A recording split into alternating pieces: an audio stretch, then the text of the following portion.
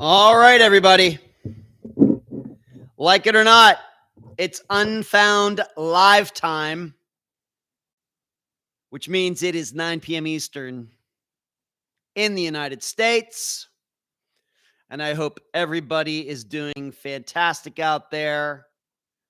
I have a great show, of course, lined up for you tonight. A mixture of unfound stuff and non-unfound stuff, as is usually the situation. Always like to put something together here on these Mondays. Takes me a couple hours to do this, go through all the news that's going on out there, what I want to talk about, what I think you might find interesting, maybe something that you've missed. And so for the next 2 hours, I will try to keep it interesting. And as you are watching or just listening tonight or listening later or whenever, I hope you will give this live show a thumbs up. You know how we do that. Just do it now. In fact, just from now to the end of time, right when you get in, if you're in here a little early, you get in here at like 8:57, 8:56 p.m. Eastern time, just hit that thumbs up button right away. And then when I bring it up, you'll be able to, slap yourself on the back and say, hey, look, I'm such a good listener. I did it before Ed had to tell me. You'll feel really, really good. It'll be a really good self-esteem boost. Trust me. So there's that. And if you are new, maybe we have some new viewers. We're getting, I think, new viewers all the time to this live show. Please subscribe to this channel and hit the little bell button too, so that when this live show or any video is posted to the YouTube channel, you will be alerted right away. And if you'd like to go one step further, why don't you hit the join button? You see me on the screen here. Hit the join button below the screen, and you can get some things for a very, very, very low cost per month that other people do not get. So consider it by hitting the join button. You'll see what you get there. It's been a beautiful, it's just been beautiful here since we spoke last. Not getting a ton of rain this time of year, which is not unusual. And it's been very, very warm out. It was very warm out today, but for the most part, I was inside, although I was out kind of early for me, like 9 a.m. I've resolved to throw the discs at least 1 hour a day every day. And it's one of those things where I did not play well in a tournament this week. And I think it's just because of not practicing. It's not an anxiety or yips thing or anything like that. It's not mental. It's just disc golf, as with any, technical sport. There's, if you don't do it, the skills will drop off. And they certainly dropped off on Saturday morning. So there's that. So I played some bad disc golf this weekend. Otherwise, it was a pretty good week. And I had a good weekend as well. Of course, this Friday's episode, the interview's already been done. And the interview for next Friday, so that would be June 23rd, that interview got finished today. Actually started it on Friday. And we ran out of room. We ran out of time.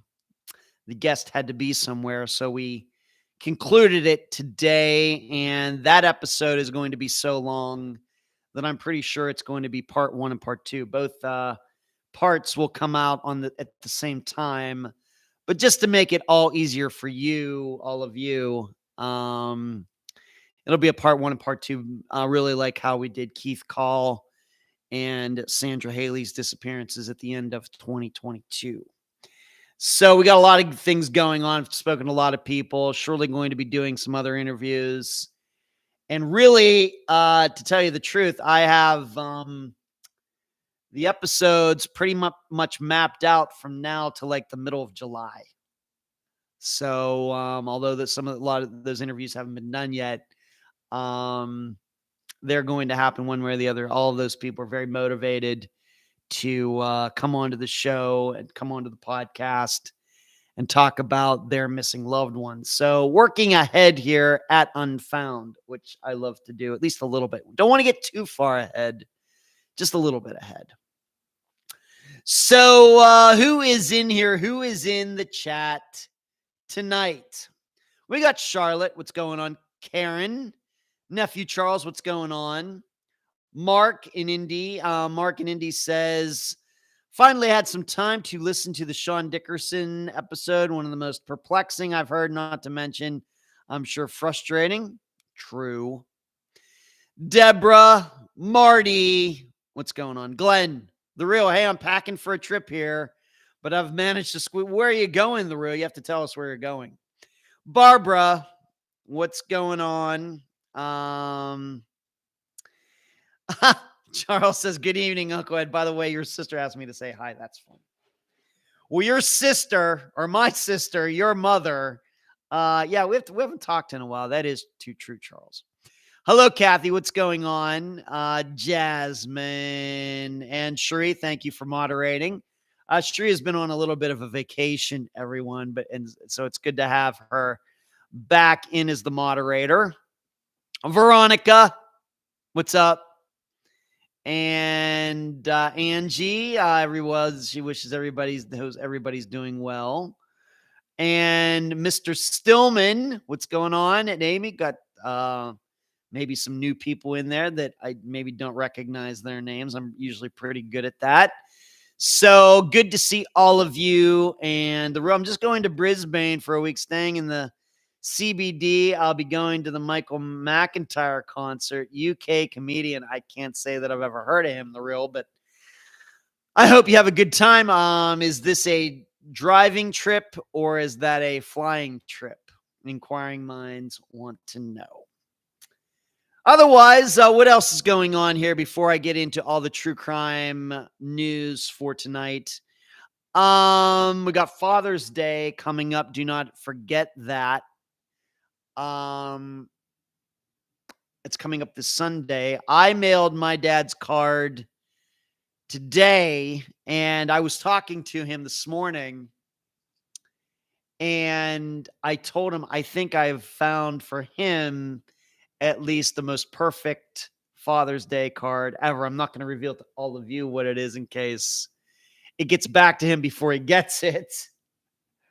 But, I usually just go to the Publix, into the card section, the greeting card section. And it's usually not too difficult for me to pick out a pretty good card.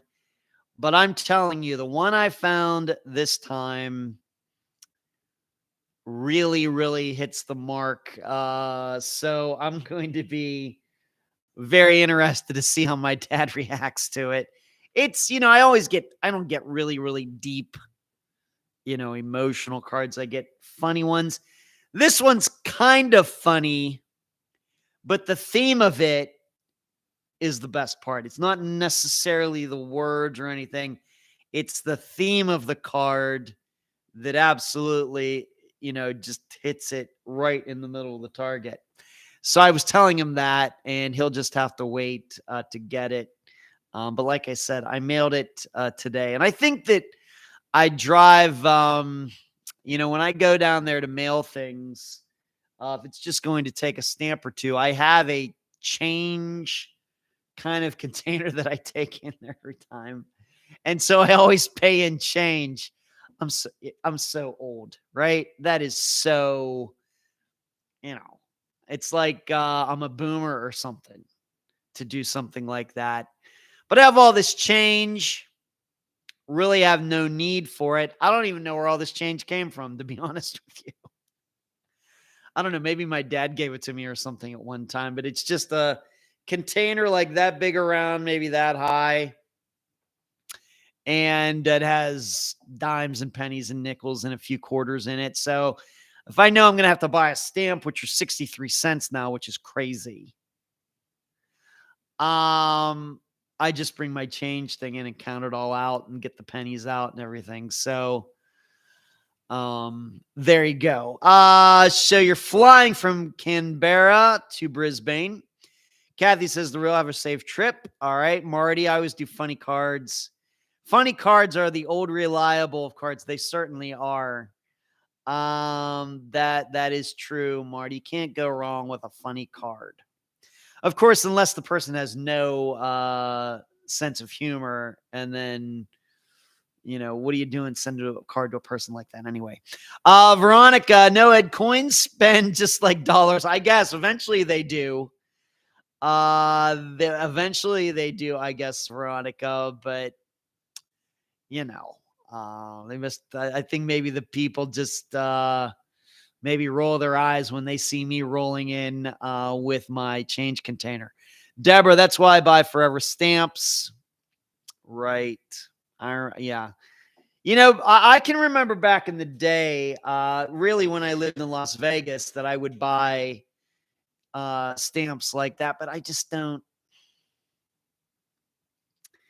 really don't have any need for stamp. Maybe that's way a lot of people are now with email and everything else, but don't have as much need for stamps as I used to. So there you go.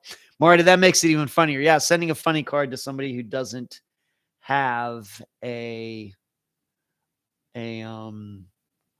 sense of humor. Yeah, that's a good one, Marty. So there you go. Those are some of the things that are going on with me. Also, I continue to do my singing practice. And in fact, if you can tell, my voice last night during the think tank, patreon.com/unfound podcast, by the way. Really been working on doing the singing, practicing like an hour a day, usually before I go to bed. Now, I've already done it today because, of course, this live show goes to 11 o'clock. But, I can tell that I've really been working my voice, and because it's just a little, about 80-85% to it. And it was even a little worse last night. It's actually better today. I can just tell that I've been practicing, and I've been, just when I'm around here doing things. And I've been starting to pick out when I think I'm ready to go public with the voice that I've been working on. I've been picking out some songs that I would like to sing at karaoke when I have the courage to show up one of these days soon. So I am going to give you, I'm going to tell you a few of them right now, so I can get, kind of get, not your feeling on them, but you'll, kind of see where I'm going with all of this. Some of the songs, there's a lot of songs that I like that right now are a little bit out of my range. We start talking about like Iron Maiden songs with Bruce Dickinson and a lot of Judas Priest songs and things. They're just, those guys can really sing. And of course, they're skilled, they're professionals and all that. So there's a lot of songs that I like that I can't sing. But there are certainly a lot of songs that I like that I am able to sing now. And I could not sing them probably even 3 or 4 months ago. So I'm just going to give you 3 right now to imagine me singing them. And maybe then one of these days I'll have the courage to do that on a live show, but it's not going to happen tonight. If for no other reason than my voice is not to 100%. And even doing my voice exercises today, I could tell that probably it's like going to the gym and making, working out a little too hard. Your muscles are a little sore than usual.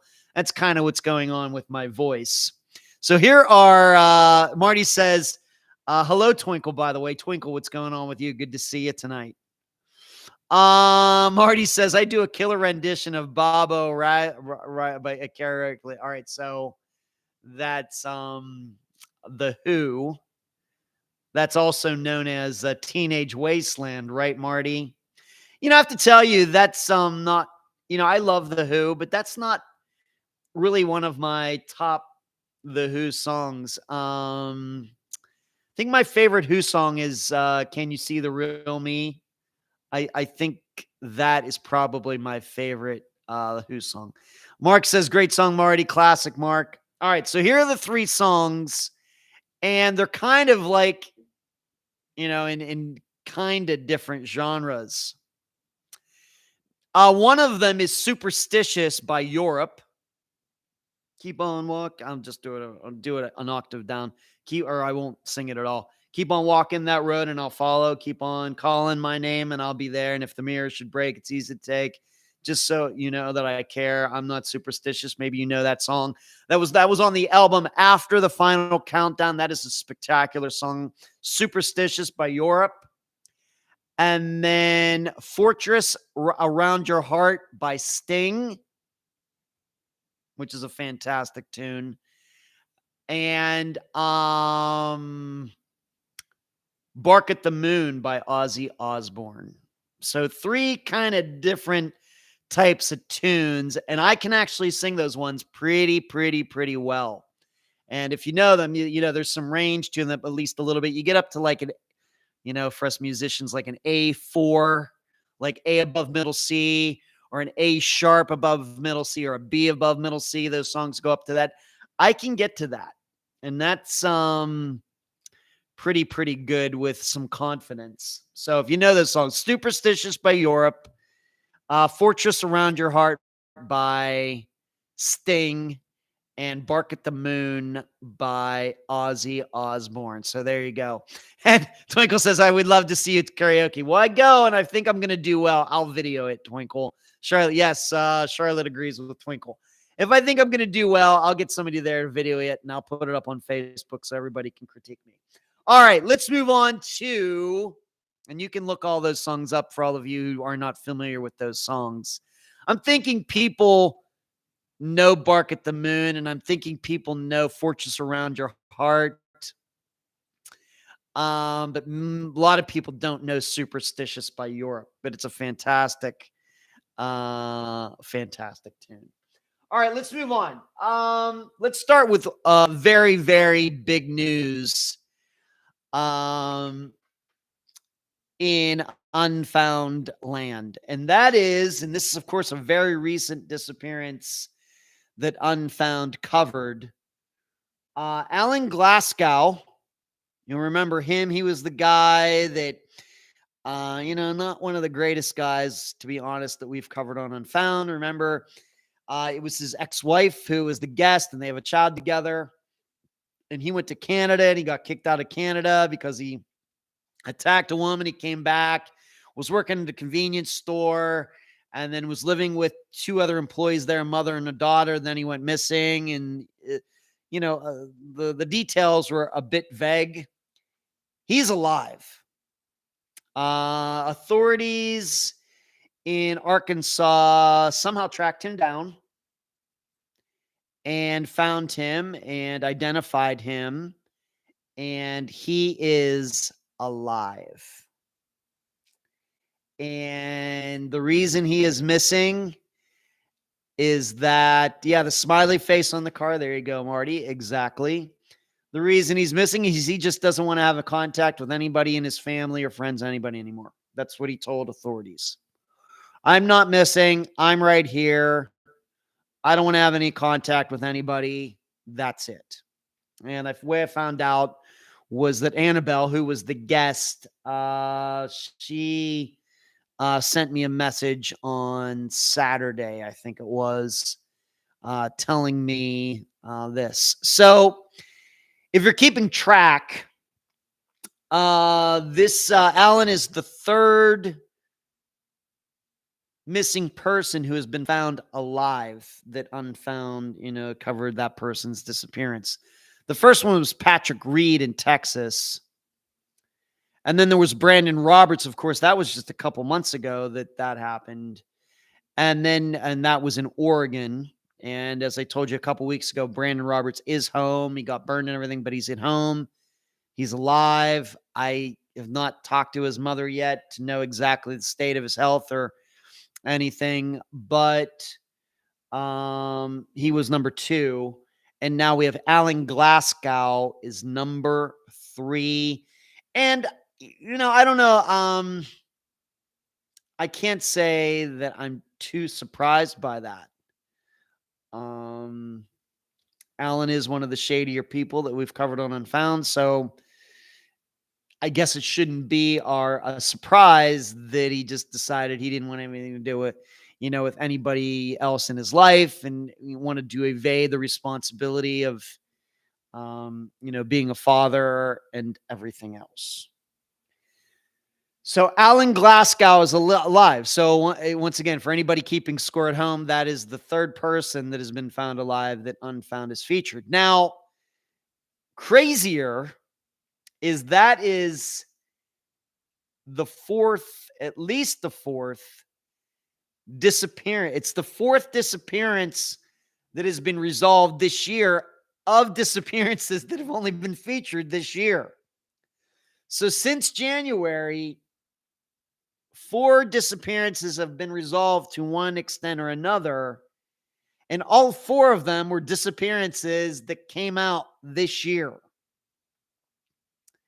That is something. Now, I think I have to look at the exact order. Let me look at this for a second.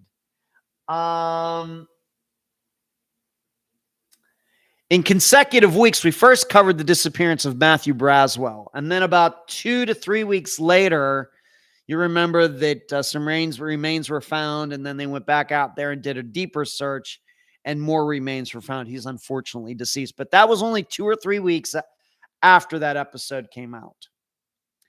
And then the very next week, we covered the disappearance of Brandon Roberts, who I just talked about. And like 2 or 3 weeks later, he was found alive in a hospital in Portland, Oregon, after suffering severe burns. And then there was Bo Man. We covered his disappearance there late February, early March. And then not quite 2 months later, his body was found just a quarter mile away about from where he was dropped off in December of 2021. Of course, we still have no news as to any resolution if they could figure out a cause of death or anything like that. I've not heard from his mother. And now we move up to Alan Glasgow, which was a disappearance that I think came out in April. And here we are, a month and a week later, something like that. And we find out that he is alive. That is crazy. I never, could have ever, predicted anything like that. Because if you remember, and of course I was talking about this in the live show, maybe back in January going into February, I was talking about, man, we have gone a long time without any unfound disappearances being resolved. You remember me talking about that? For those of you who tune in every Monday night, it seems like yesterday I was just saying that. And now here we are in the summer of 2023, and 4 unfound disappearances just from this year have been resolved. It's just weird how that works. I guess I think what I said back at the time in January was like, I think we're due. Surely the odds, have to bounce back the other way after going months, many months without any movement on any of these disappearances, despite us, covering one every week. Surely something has to happen. And then this, all these 4, and who would have think of 4 of them, 2 of them, the people are actually still alive. If you're wondering, do I think that's luck? Do I think that Unfound had something to do with it? I just don't know. enough about all of the circumstances of, I would say probably in Brandon Roberts, no. But with Matthew Braswell, I can't rule out the idea that somebody heard the episode and took a walk out there where Matthew went missing. I don't know that. Nobody's told me that, but it's certainly not beyond the realm of possibility, given that we were very specific as to where the truck wrecked and, the direction that Matthew was probably headed and everything. It's not crazy to think that. With Bo Man, what are the odds? He's missing for like a year and a half. We specifically talk, that was a long episode talking to his mother, very specific. I did a map on that. And then what do you know? He's discovered right down the street. Of course, I could have never predicted that, who would really think that, but you never know. And then maybe with Alan Glasgow, I'm certainly open to the idea. Did somebody hear the episode and knew where he was? Of course, Annabelle publicized the episode, being that she was the guest, and it's, Matt, she and Alan have a daughter together, that she would put it out there. So it's not crazy to think that somebody heard it and said, you know what? I knew where that Alan Glasgow guy is. So I'm hopeful. And these are the things that I've been trying to do with this podcast since it got started in September of 2016. So maybe they are all luck, but maybe not. What are the odds that you cover these disappearances right in here in 2023, and 4 of them come to, I guess 3 of them are resolved for sure. And one is Bowman's is kind of resolved. Of course, he's deceased, but we don't know exactly what happened. Whereas with Matthew Braswell being deceased, I got to believe that he suffered from some injury that finally killed him as he was trying to run away. I have no facts on that. Nobody's told me anything about that. We may never know, but I think that makes a lot of sense. Whereas with Brandon Roberts, Alan, they are still alive. Let's see what Charlotte says. Would love to see karaoke. Marty, Ed with the deep tracks. Would love to hear it. Okay. Thank you, Marty. Veronica, wish him well. Charlotte, I listened to the Ronald McNutt case again. It is so sad. Charlotte, I think, was doing that because being that Charlotte was in the think tank last night, patreon.com/Unfound Podcast, that we talked about Ronald McNutt's disappearance being very similar in some ways to Patricia Otto's, in that both remains are burned to the point that they can't be identified, but there is circumstantial evidence to believe a lot, especially in Ronald's, that the skeleton found in Ronald McNutt's truck is Ronald, even though scientifically they can't determine it. So during the discussion in the think tank last night, we talked about Ronald McNutt's, and that's if you have not listened to that episode yet, that came out in November of 2019. I can't believe it's over 3 years ago. 3.5 years ago. I don't know where the time goes.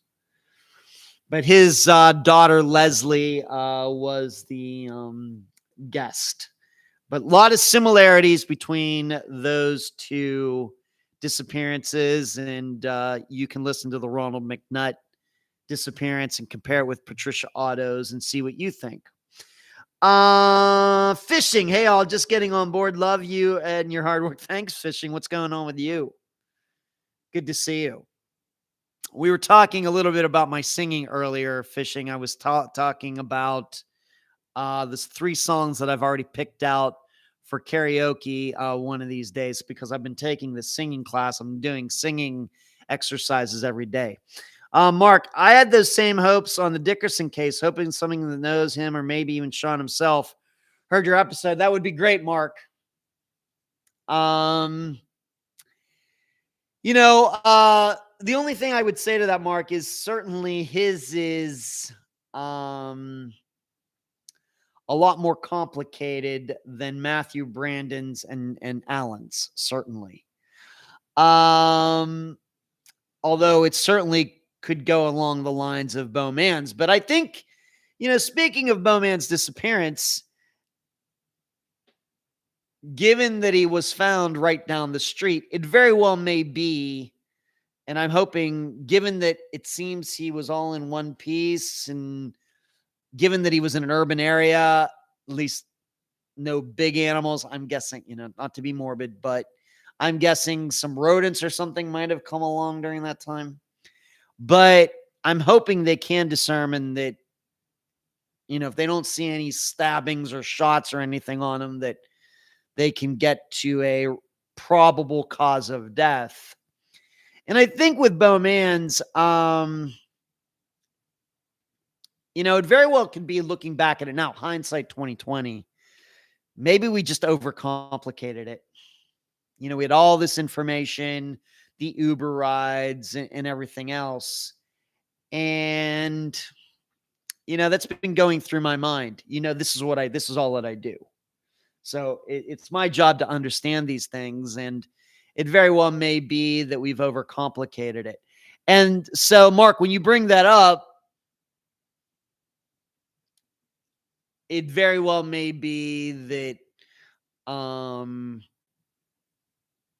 with Sean Dickerson, maybe once again, we're also overcomplicating it. Maybe it is just as simple as he went up there and jumped. No proof of that. But we have to be open to that. Whereas I think some disappearances that we've covered, maybe we didn't complicate it enough. Maybe like an Esther Westenbarger. That was one that should have thought about that a little more deeply, maybe, in retrospect. Coffee, I look forward to hearing an acapella from you. Okay, Coffee, thank you. I'm glad to have your support. I will take your support. Thank you, Coffee. Angie, what's going on? I hope to hit the join button next week. Money's tight, but I feel the channel does so much. Thank you, Angie. Really, really appreciate it if you will consider it. Thank you so much. Deborah says, I don't believe he was killed where he was found. So you're talking about Bowman. Okay, Deborah. Mark, I think that case is going to haunt me much like Tom Brown did and TJ Murray does. So you're haunted by Tom Brown's. I think a lot of people are. And TJ Murray, that's also could be one of the ones where I think, my personal opinion is maybe people are overcomplicating it a little bit, but maybe not.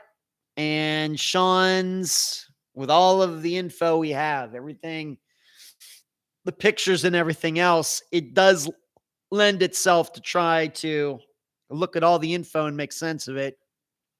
And in the process, maybe not seeing the forest for the trees. Certainly possible. So, okay. So there you go.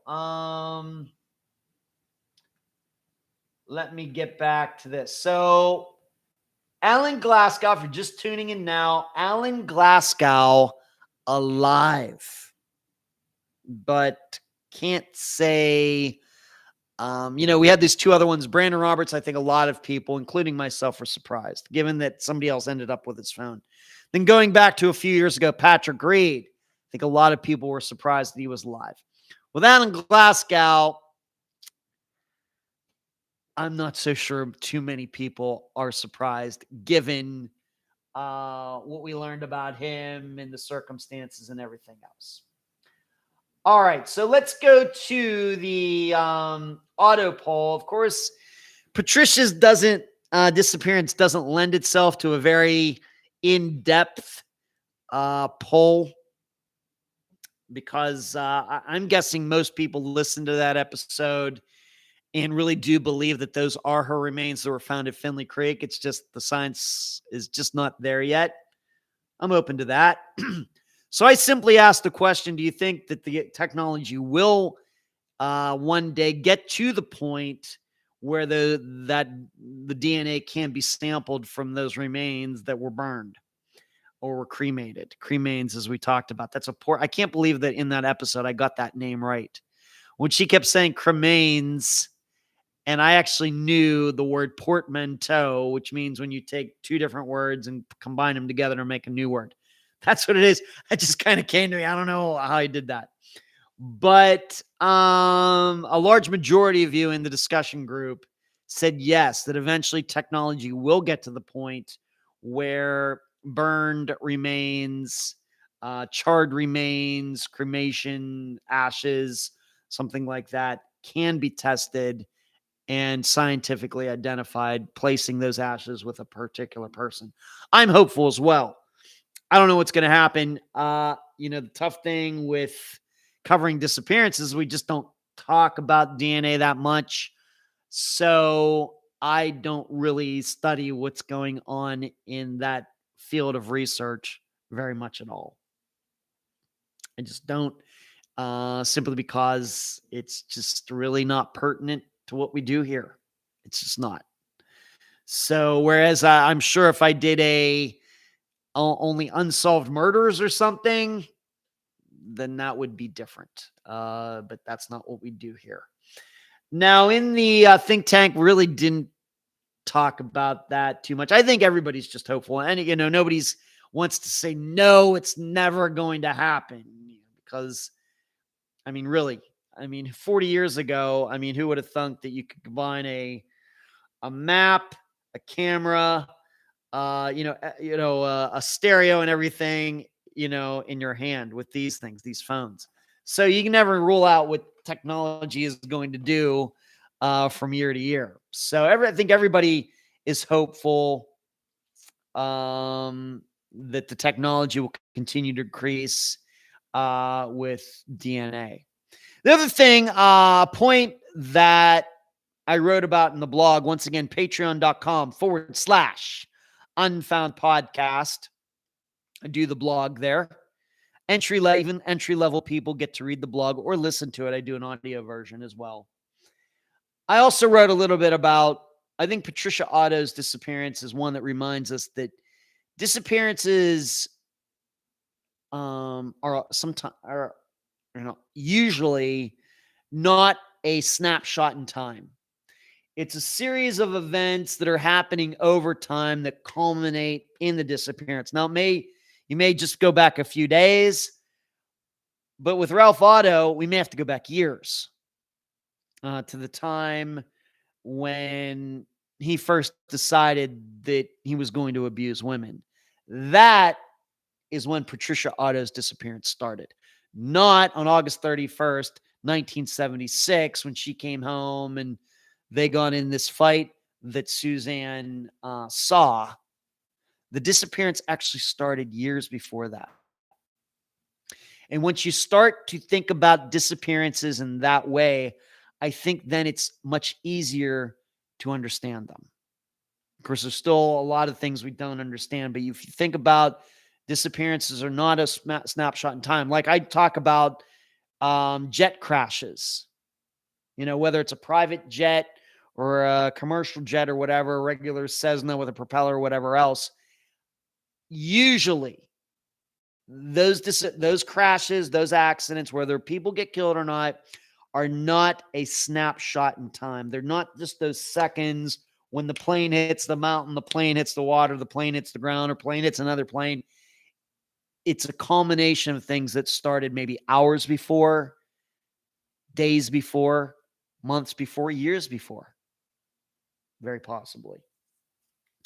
You think about it that way, then all of these types of things, these types of incidents and accidents and murders and disappearances and crashes and everything else, I think you can start to get a better handle on them. So there you go. That is the disappearance of Patricia Otto. I got a lot of compliments for both Melinda and Suzanne for their interviews and the work that they've done. Everybody was very, very impressed. And I think they make a very good team. The issue right now, though, is that, like we've stated, that science is what's going to have to catch up. And, that at this point is out of Melinda and Suzanne's hands. So they have to play a little waiting game regarding that. But maybe they want to put a search together, go back out to where the Finley Creek and see if they can find any more bones that are human. maybe that can be something that's constructive. And Mark says, I just had ties the year on TJ Murray. Okay. I saw a lot of myself in my younger days in Dickerson's parents' description of him. Interesting. Interesting, Mark. Yeah. I think every week, probably somebody, a lot of people can do that, Mark. With Patricia Otto, maybe women out there who've been in abusive relationships, abusive marriages, and maybe some of them thinking how close they came to being murdered or going missing, and having children involved. Certainly, I think from week to week, depending on the person, I think a lot of people can do that. And that's why we spend so much time here talking about the person, for a while before we ever get to the circumstances, ever. So that's interesting, Mark. Thank you. Charlotte says, Ed, did you ever think of doing the Brandon Swanson case? I have, Charlotte. In fact, I've reached out a couple times and have been, just nobody's really gotten back to me, Charlotte. But we've made a couple attempts, although not recently. Coffee. I am skeptical as to whether or not the skeleton was Patricia's. That's totally fine. Coffee. But I think her husband did it. Yeah. Okay. I think it would be, should the science catch up, Coffee. I wrote about in the blog, as you know. What if we are to find out that it's not Patricia's remains? What if? That certainly then we're back to square one, I guess you could say. At least with Patricia's, very well may be that it's identified and it's, of course, another woman. Then that disappearance or what gets the move ahead, and Patricia's goes back to, square one. Go back to do not collect, Monopoly, do not collect $200 or whatever. But that would be the monkey in the wrench, I think, as Bruce Willis, John McClane, and Die Hard once said. All right, moving on. I'm hoping that all of you on this YouTube channel have listened to my interview with KLTZ in Montana. And I was on there for 40 minutes, I think it was. Man, that time went fast. I didn't know they were going to be asking me so many questions about podcasting. I'm glad I, could do that off the top of my head. Of course, it is convenient being that I have this new teachable course out there. I've announced it a few times now, how to podcast better than anyone. And I'll write the link down here I'll do it. Don't you worry about it. Sheree, I'll get it. If you want to check it out, teachable.com. There you go. And could be anyone's. Hello, Patty3. What's going on? Good to see you. Thanks for tuning in tonight. Coffee says could be Patricia's, could be someone else's. Certainly. Mark, sounds like somebody wanted a free sample of your new course. That's funny. No new samples right now, Mark. But that is the course, How to Podcast Better Than Anyone.teachable.com. But I have to, Mark, I don't think they knew about that. I was fully prepared to talk the whole time about Barbara Cotton's disappearance. I really, for 20 minutes or half hour, I had my notes in front of me. You know me, I'm always prepared. And then started out talking about podcasting, and there you go. I'm not sure if that was a coincidence or not, Mark, or if that was planned or something. I don't know. All I know is in the precursor talk I had with like the producer behind the show, not the host, but the person who was, contacted me first. Nothing about podcasting ever came up. So maybe they just had time to feel and they said, hey, what else can we do with this guy? So maybe, I don't know. But the KLTZ interview, I thought went really well. And I love talking to people about disappearances. I love being asked about them. And so it was good. So if you haven't seen that yet, haven't listened to it yet, it is on the YouTube channel right now. It was posted like last Wednesday or something like that. All right, I want to move on to this story. It's been a few weeks now, but I have to, it's been a bit, I just haven't gotten to it. Spleen, hey, Spleen girl, where you been? Good to see you, Spleen. It was a good interview. It was funny that it was on a country station. Yeah, I'm still having to pray to the metal gods because of that, Spleen.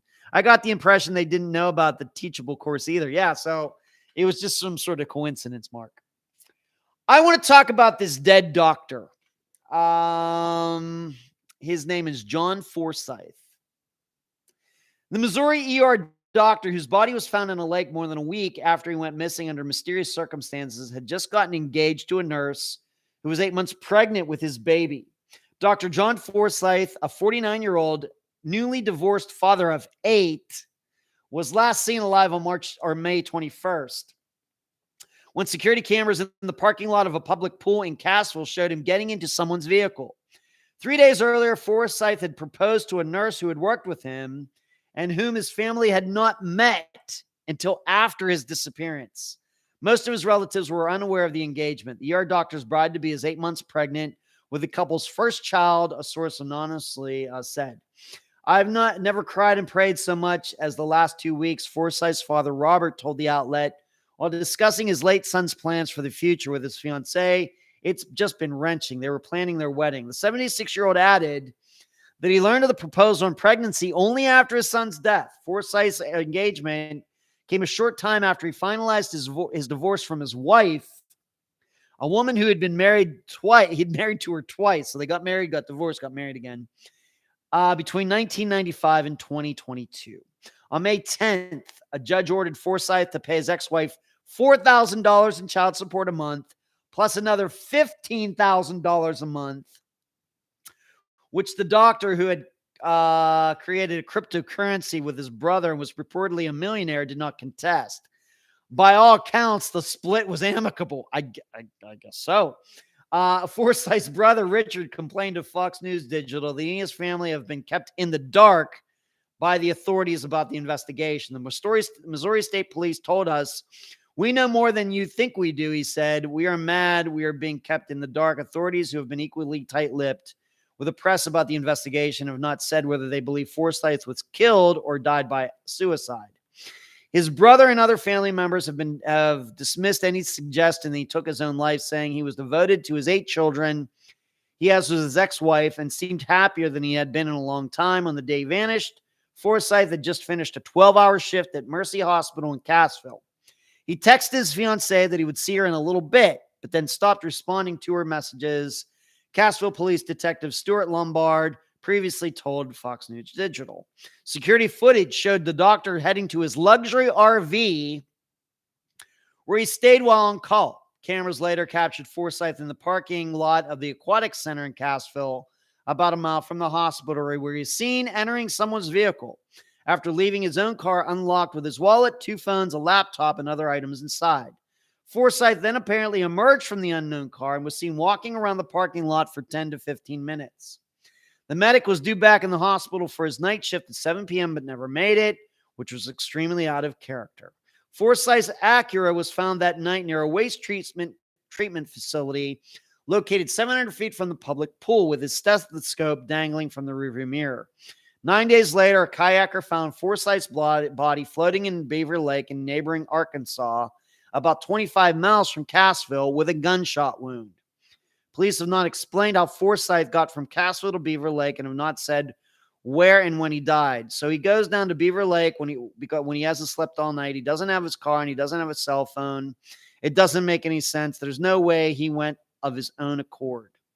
Forsyth had previously been involved in dangerous situations and was kidnapped and released in February 2022.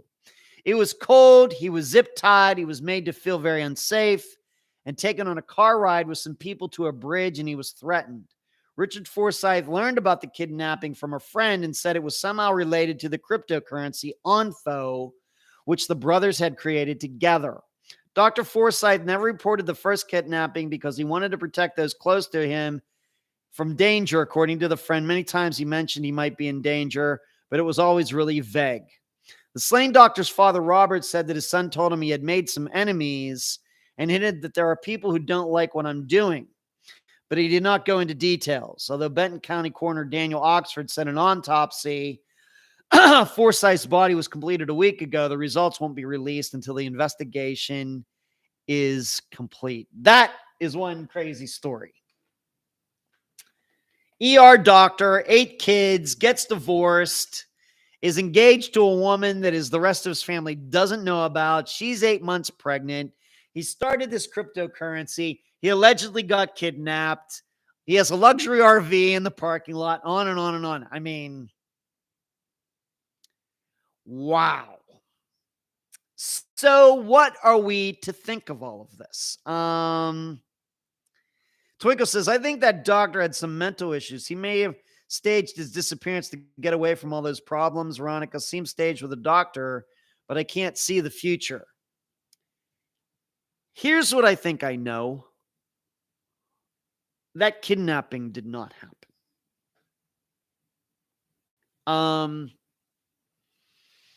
I realize that if you've watched TV shows, maybe you think about The Sopranos, those guys were always, blackmailing somebody, extorting somebody, and scaring people.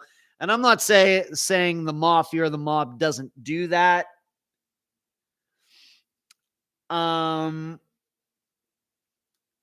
But really, in Benton County, in Cassville, it's hard to imagine. I will tell you, the thing that I can't get by is just as a 52-year-old, I start reading about cryptocurrency and things like that, and I start thinking like scam. I start thinking about shady people. My personal opinion is that nobody who really cares about their money should have it anywhere near cryptocurrency, anything like that. So when I hear about a doctor, he's not a doctor, he is a doctor, but he's starting his own cryptocurrency and everything, I start thinking, what's going on here? Really? And then on top of the fact, he has a fiance that nobody knew about. And she's pregnant and he hasn't told anybody about her, on and on and on.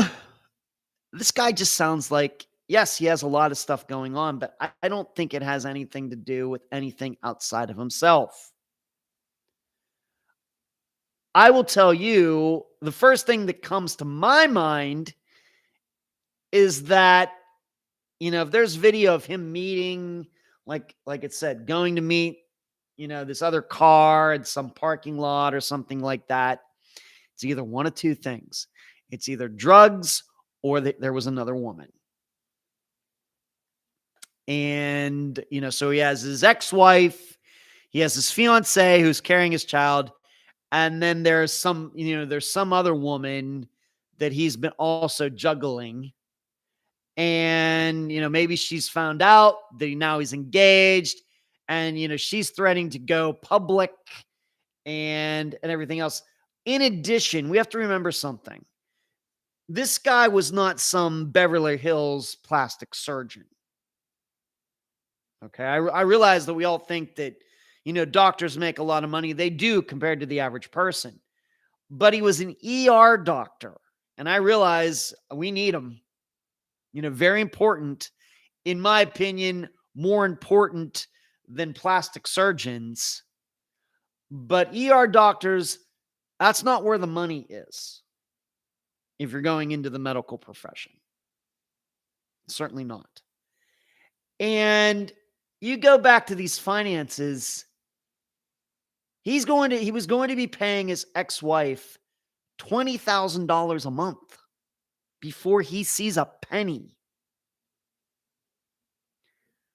That's 20,000, that's $240,000 a year before he sees a penny. And he has a fiance and another child on the way, on and on and on. This just sounds to me like a guy who had painted himself into a corner, because he can't manage his finances. I don't know what happened. Maybe they got divorced. Maybe it wasn't his fault. I don't know. But I mean, you read it, plus another 15,000, and which he did not contest. Maybe he didn't contest it because he thought he wasn't going to be around to make any of the payments anyway. This is something that comes to my mind. It just sounds to me like a guy who was on the edge. And we have to realize you're doctors, stressful, and that's one of those things. I mean, if I will be honest with all of you that if I were to become a doctor, I can't stand the sight of blood anyway. So, but, I'd be trying to be a plastic surgeon in Beverly Hills too. Because there is more money in it. You get to make your own hours.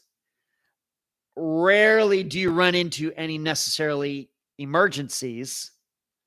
An ER doctor, I mean, you're dealing with kids who come in, have been hit by cars. I mean, just, I can't imagine the bad stuff that those people see, along with EMTs. And we know that the kind of damage it can do to your mental health regarding all of this. Just seems like a guy that was really, really, really on the edge. And this is why, I'm thinking, he went over to meet somebody in a car, got into that car, and then he got out of the car and paced around for 10 or 15 minutes. And why was he doing that? He was contemplating the rest of his life. He was thinking, whatever news he got in that car, somebody gave him an ultimatum. You're going to have to do this or else. You're going to have to tell your fiance about us or else. You're going to have to tell your ex-wife about us or else. Something like that. I don't think this had anything necessarily to do with cryptocurrency.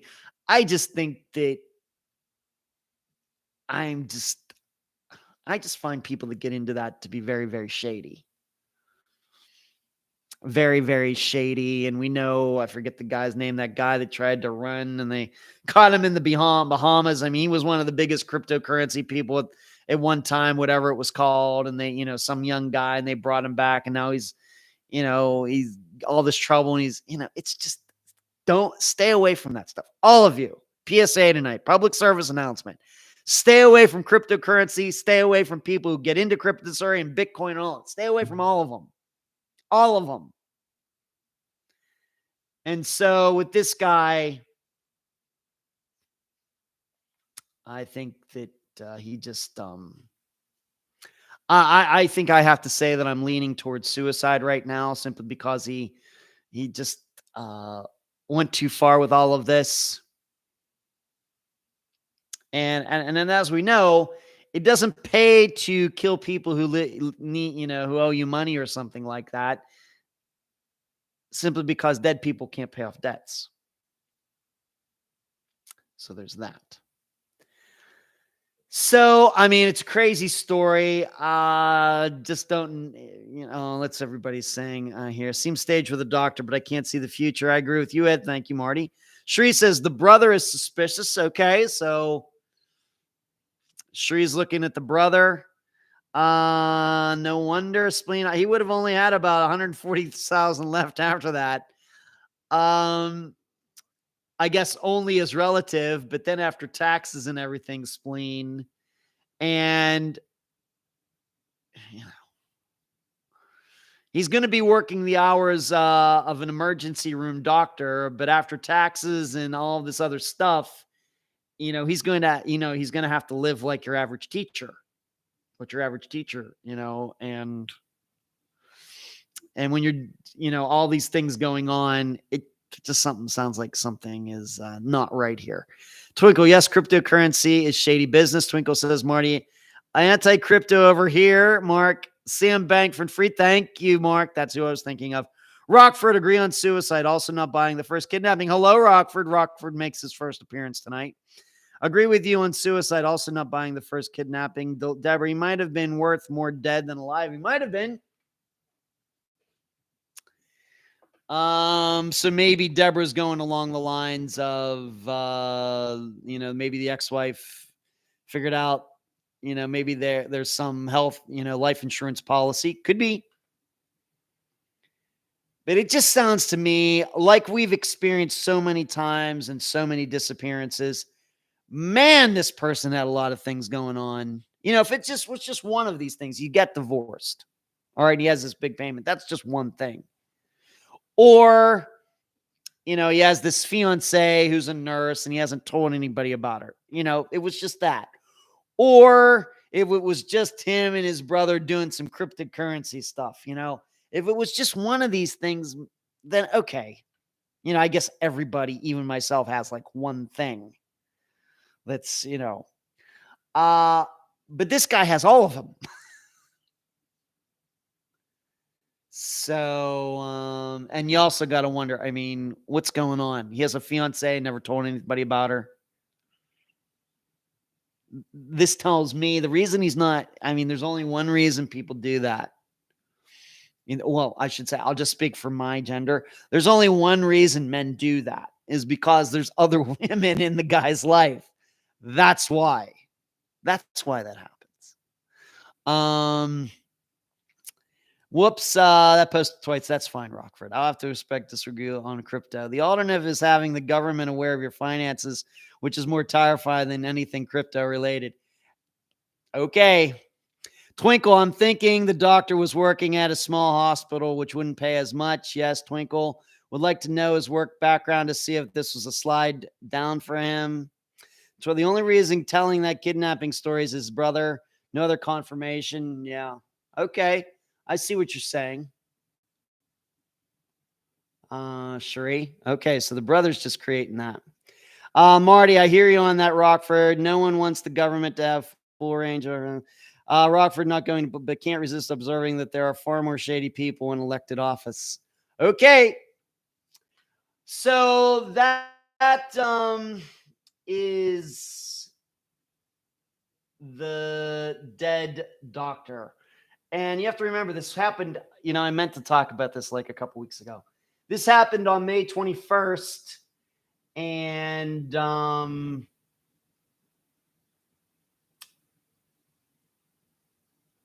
still, I was looking at the most recent information. This is the most recent information. So they've had his body for a while. Surely, if it was a gunshot wound, they know if it was like back of the head or side of the head or in the stomach or whatever else. Surely they would be able to tell if, the gunshot looked at least in the general range of if this was a suicide or not. Did they find the gun? If he was in a lake, that's going to be a little tough, not impossible, depending. So,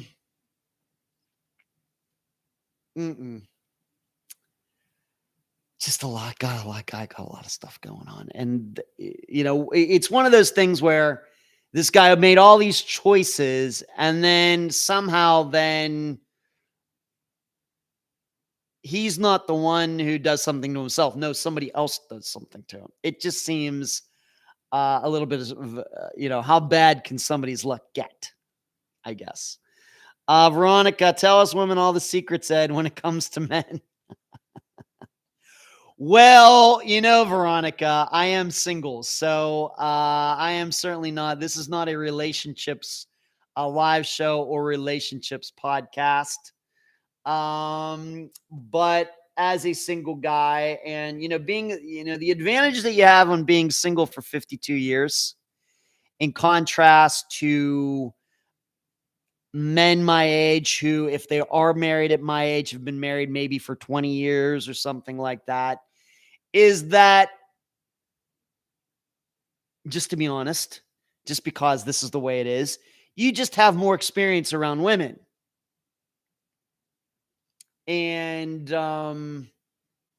it's just some of those things that, like, dare I say, married men might not understand. They might have had a lot of experience in their teens and 20s. Well, I got experience teens, 20s, 30s, 40s, into my 50s. And so when you hear about a guy who's not telling anybody about his fiance and everything, I mean, that's always bad. You're right.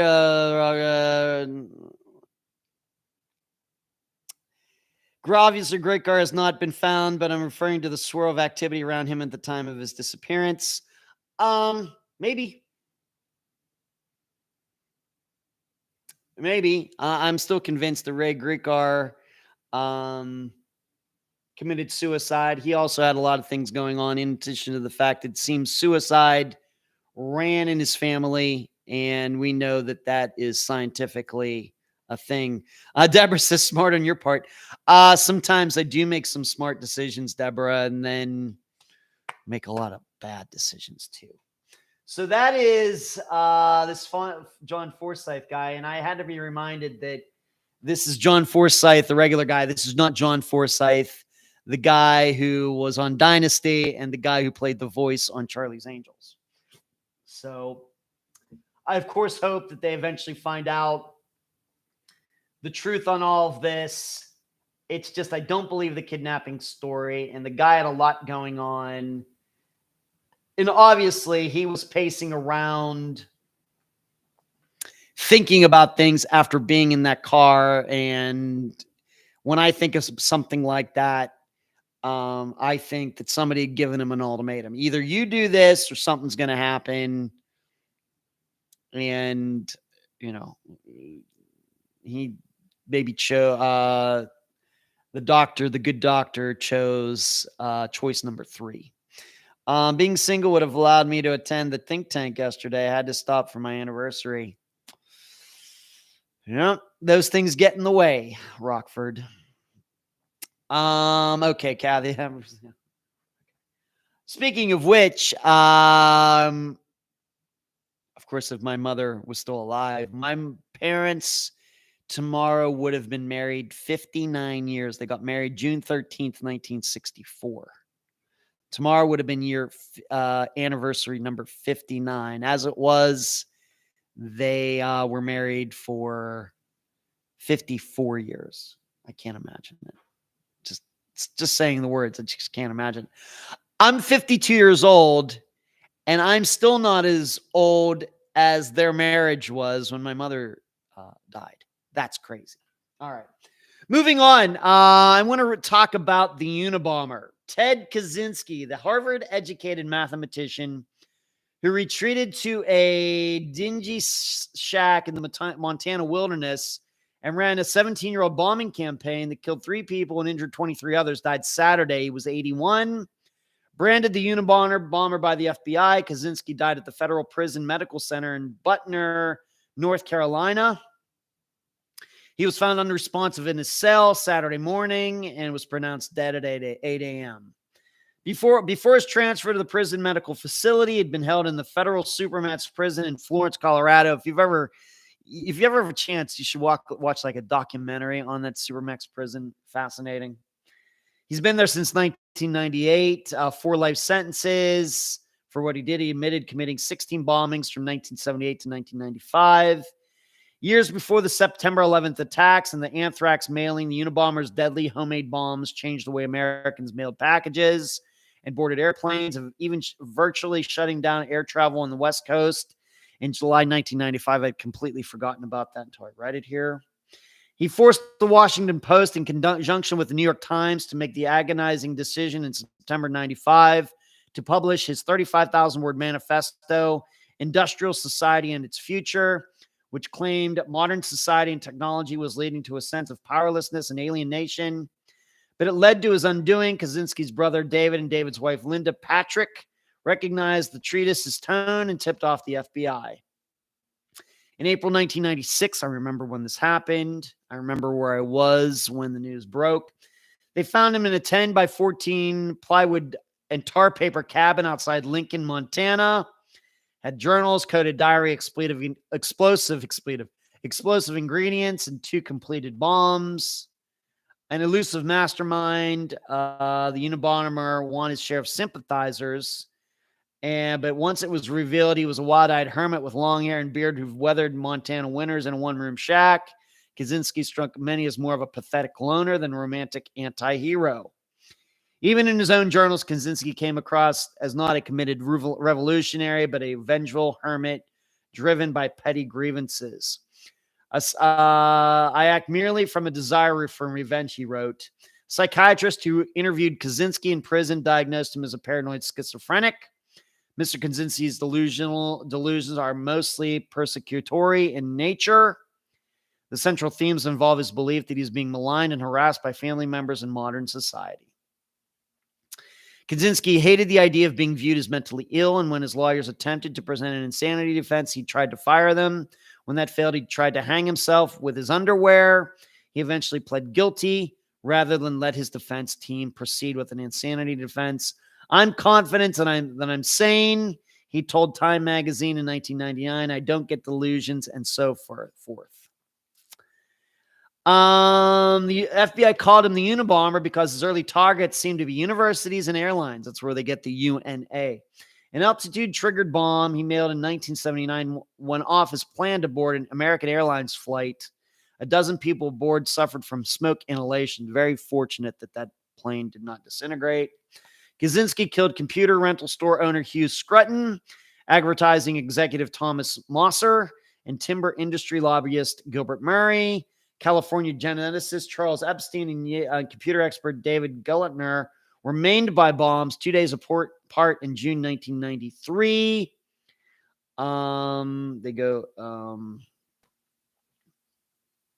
When Kaczynski stepped up his bonds and letters to newspapers and scientists in 1995, experts speculated the Unabomber was jealous of the attention being paid to Oklahoma City bomber Timothy McVeigh. A threat to blow up a plane out of Los Angeles before the end of July 4th weekend threw air travel and mail industry into chaos.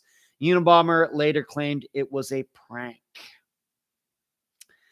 And Patrick had a disturbing feeling about her brother-in-law even before seeing his manifesto, and eventually persuaded her husband to read a copy of the library. After 2 months of arguments, they took some of Kaczynski's letters to Patrick's childhood friend, Susan Swanson, a private investigator in Chicago. Swanson, in turn, passed them along to former FBI behavioral science expert Clint Van Zandt, whose analysts said whoever wrote them also probably written the Unabomber's manifesto.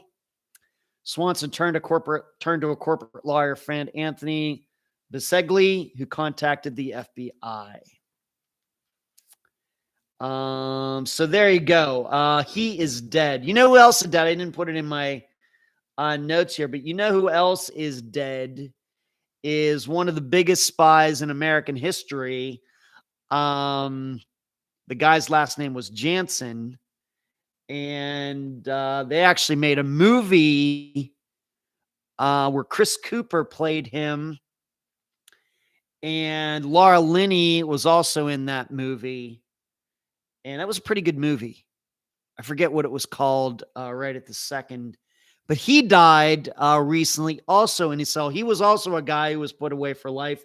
I think at the Florence, Colorado Supermax prison. That's where all the spies go. So like Aldrich Ames, he's still alive. But the Jansen guy, he died just recently as well. If you ever have a chance, I know somebody's going to look it up.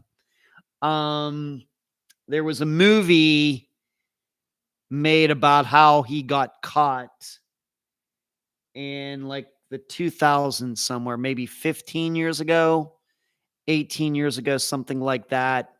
And the actor Chris Cooper played him, and I just can't think of the young actor's name who played. Just can't remember. I just remember that Laura Linney, the actress Laura Linney, was in it as well.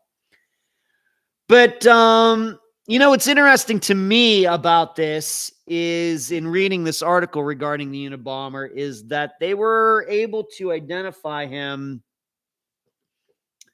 through the writings. All these writings were made public. They went national and international.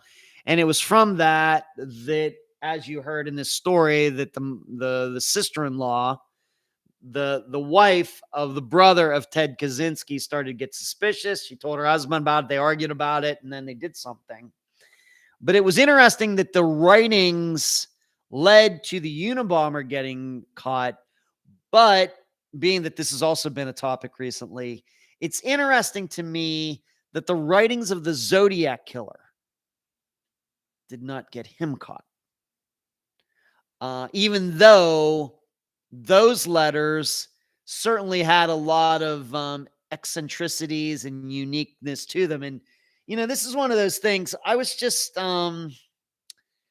there is a guest who will surely be on Unfound within the next month. And as part of the episode, when I haven't done the interview and anything, but I know that, I can already see it in my head, that some of the items that will be will be posted for all of you will be some of the writings that this missing young man wrote, and letters that were written to him.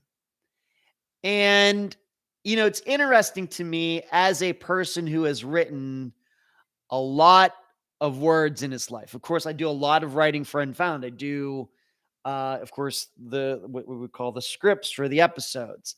I do the blog. Of course, put together the Unfound Nows and Now the Found episodes on Patreon and the outlines.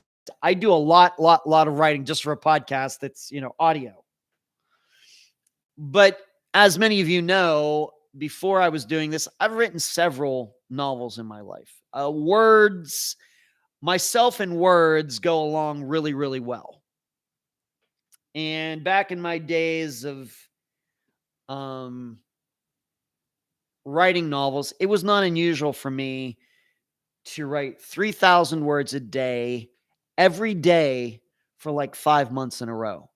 No problem at all. Just boom, boom, boom, boom. And it wasn't just gibberish. I had everything already planned out beforehand, and I knew where I needed to go for that particular day. And so when words become into some of the disappearances that we've covered, whether it's emails or letters or what somebody's posted, it's weird how at least my mind starts really analyzing those words and how people use words and the order that they put the words in and everything else. And so getting back to this, it's very just interesting to me that they caught the Unabomber due to his writings, but they didn't catch the Zodiac Killer because of his writings, even though his were pretty unique too, using unique words and certain misspellings and, adding an extra S to the end of Christmas and everything else. Very, very interesting to me. Let's see what everybody is saying here while I was reading that. That was pretty long. Mark says, my parents have been married 66 years this fall. Wow. That's unbelievable. Me and my wife only 8 years under our belt, but we are going strong. Good to hear it. Veronica, 18 years. Linda Patrick was a college professor at my alma mater. I was on campus in my senior year. That's interesting, Rockford. I can't believe how many years that was. Where did the time go? Hello, Valerie. What's going on? Right to it. I was thinking the same thing. Sheree, you're just a young thing. Aw, Sheree. And Kathy's saying that about Sheree. That's funny. Marty, Veronica is my sister's name. All about perspective. Sheree says, Spleen Girl, sadly, he was alone in hospital as a baby for months at a time when they didn't know how important touch was for development. Parents said he came home changed and was happy baby prior, not excusing. All right, so going back to Ted Kaczynski, was he that way because of something that happened early on, very, very early on? And I have read that somewhere, Spleen. That's not in the article that I have here, but for some reason I knew that. I must have read that somewhere at some time. Veronica, did anyone else read of the Unabomber committed suicide? That's not what this is article. Maybe he did, Veronica. I don't know if that's actual news or just somebody postulating something out there. I just don't know. Just said he was found unresponsive. This article was from the last couple days. So maybe could have. Guess we can't rule that out until declaration is made. I suppose we can't rule that out. Charlie Bravo, genius also has a little madness. Charlotte says, I read that earlier today that he committed suicide. Okay. All right. Don't know what to think of that. But Rockford, Marty weren't. Okay. So that is Ted Kaczynski, serial killer, mad bomber, the Unabomber. Didn't just kill some people, but he injured several people. We're very fortunate that plane, somehow the bomb got on the plane. We're very fortunate that thing didn't fall out of the sky. As all of you probably know, when bombs go off on planes, that's usually really, really, really bad news. Although there are other stories of bombs going off on planes and the planes not crashing. Usually somebody gets killed. Of course, if the bomb is, right under somebody's seat or something like that, that has been known to happen. But most of the time, given that the bombs, it doesn't take much to bring a plane down. The big problem with airplanes and bombs and things is that being that an airplane, flying at a high altitude, 35,000 feet, is pressurized, when the bomb goes off, everything automatically depressurizes. So you get this explosive blowout, the air is escaping. But also, what's much more damaging to a plane is when it's not the waves that travel through the air, like the bomb going off and the sound waves going through the air. What's dangerous to a plane are the sound waves that go through the skin of the plane. And so you get this rippling effect. And what happens is those ripples will run down the full length of the plane. And once they get to like the tail or the nose, they start rippling back the other way. And so what happens is you have waves coming back and you have waves going forward. And when they hit, of course, they become doubly strong. And that's when a plane starts to get ripped apart. That's how planes explode when bombs go off. It's the same thing any other, any depressurization, whether it's a bomb like a Unabomber bomb or just a regular depressurization like from a structural flaw or whatever else. That's what you really have to worry about when it comes to planes and depressurizations. And they talk about that. If you've ever seen any of the stuff like on Flight 800, of course, I believe that the center fuel tank really did explode, and that's really what happened there. And then with MH17, of course, it got shot down, and it wasn't like the missile, hit the plane. It just had to blow up close to the plane and depressurize it. And of course, it fell out of the sky and all those people got killed. So we're very fortunate. All I can say about this Unabomber bomb is that it mustn't have been very big. For it to not bring that jet down must have been not very big. And maybe that's the way it got onto the plane in the first place. MT, I've read a couple articles that say sources say he did commit suicide. I haven't seen anything from officials yet. Okay. I almost through 2019 years going into November 2019. All right. So you got Ronald McNutt's disappearance episode right in front of you. Shree said Pablo Escobar took down a plane with a bomb or someone had someone do it. I think I remember that, Shree. I think I do remember that, right? Maybe some government official or somebody that was trying to get him out of the cocaine business, something like that. Yeah, I don't think anybody would be surprised by that, paying people off to sneak bombs on planes. And in fact, there is probably the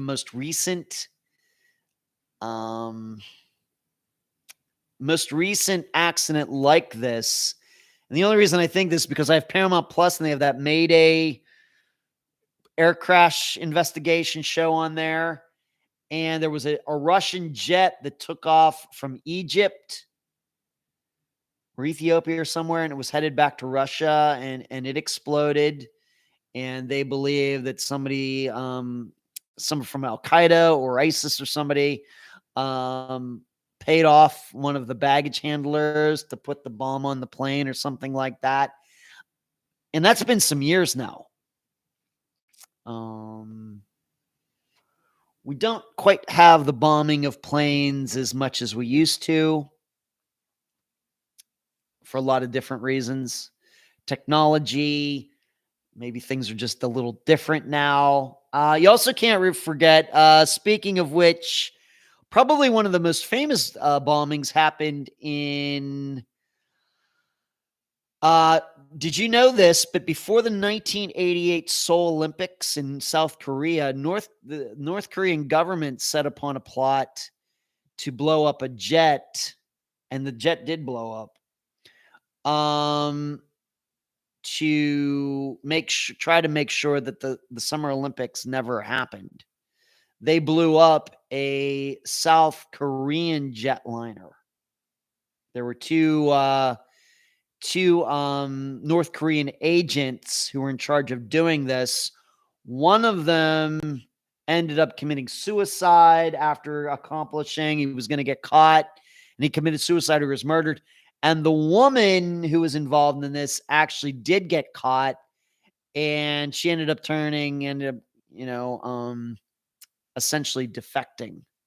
She didn't realize how brainwashed she had been being in North Korea. Maybe you want to look that up. That was back in 1980. See, like I said, I'm an encyclopedia of airline stuff, as well as disappearances now. Mark, an explosion that damages an aircraft's hydraulics would almost guarantee its demise. Without hydraulics, there's virtually no way to control a large plane.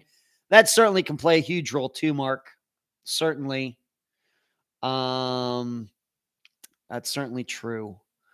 Like Sioux City, Iowa, that of course was not criminal. That was an engine that blew apart, and those guys almost managed to land that plane. Almost. So close. Still, a lot of people lived, but they really believed landing there that they were going to be able to save everybody. If you've ever seen an interview, of course, I think that pilot's deceased now, but a couple of those guys are deceased that were on that plane, the pilots. And they really believed that they were going to just land that right at Sioux City, Iowa. No problem. After fighting it that whole time. And then at the last second, it just got a little squirrely in the wing and it ended up cart rolling. Yeah. Crazy. I have to get on a plane next week. Not sure I want to hear about down planes. Sorry, Spleen. You have to realize it's very, very rare. It's much more dangerous you riding in a car to the airport than it will ever be in a plane ever. Valerie, Ed, what do you think of the Vegas UFO?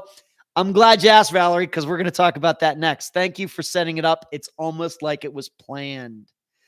My friend's fiance was on Pan Am 103, which was bombed. Yep. Yeah, Karen, and it took many, many years to track down the people who did it. Yeah. All right. Let's go. Let's move away. Maybe I've scared a few people, and that is never my intention anytime. But we just talk very factually here, But the odds of any of all this happening is so low, that it cannot hardly even be measured. Let's move on to that Las Vegas story. UFO. We're talking UFOs again. Going back to my former hometown of Las Vegas. A tall, skinny alien creature with greenish color that was about 8 to 10 feet tall was reportedly hiding behind a forklift in a Las Vegas family's backyard after a potential UFO crashed overnight, April 30th to May 1st. So this is like a month and a half ago now. I looked at it in the eyes and my body just froze like sleep paralysis, a witness who didn't give his name said on a YouTube video. He had a weird looking face, big feet, and a big shiny eyes and a big mouth. I can hear its loud, deep breathing and its stomach kept moving. He would just stare at me and seconds later I could move again. He called 911 at 12:25 a.m. on May 1st and told the dispatcher that large creatures were in his backyard. They're not human. 100% they're not human, he told the 911 dispatcher. I swear to God, it's not a joke. It's actually real. Las Vegas police followed up on the call after a different officer's body cam dated April 30th at 11:50 p.m. captured a glowing green light streak across the sky from the top right corner until it appeared to crash and disappear in the distance. I have a lot to say about this. At least 21 people across Eastern California, Arizona, Nevada, and Utah reported seeing the glowing green light, according to the American Meteor Society. A witness who was seen in the responding officer's body cam told his story in a YouTube video under the username Alien Society 51. That should tip you off to something right away. And shared pieces of the body cam footage. A neighbor's doorbell camera that captured the loud bang and aftershock, and a picture of a perfect circle in his backyard purportedly left behind by the aircraft.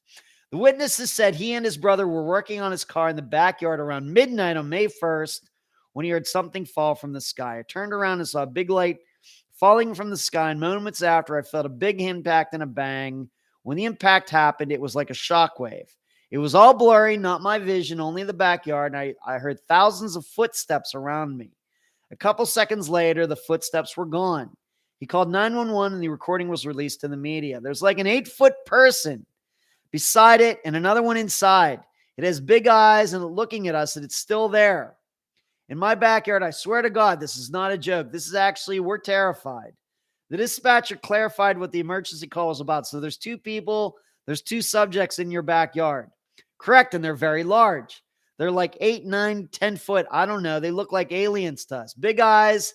They have big eyes like I can't explain, and a big mouth. They're shiny eyes. They're not human.